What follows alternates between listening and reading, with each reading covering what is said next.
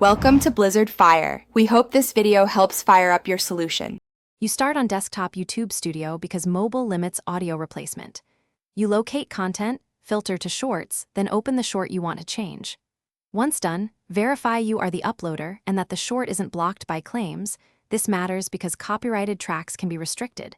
Make sure you have the editor view available. If not, you may need to wait until processing finishes. Now, click Edit to enter the timeline and prepare to swap audio. In the editor, select the Audio tab to add or replace music. YouTube supplies an audio library and permitted tracks, which is why you should use those for guaranteed clearance.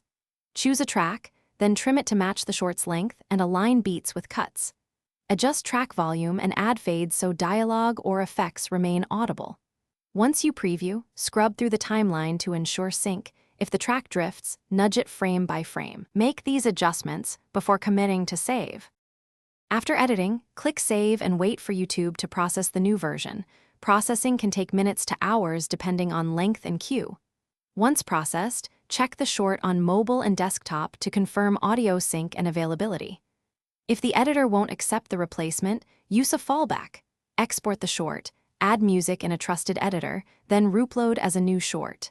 If you get a copyright claim, remove the track or pick a library song. That usually resolves blocking issues. Thanks for watching. If you found this helpful, don't forget to like and subscribe.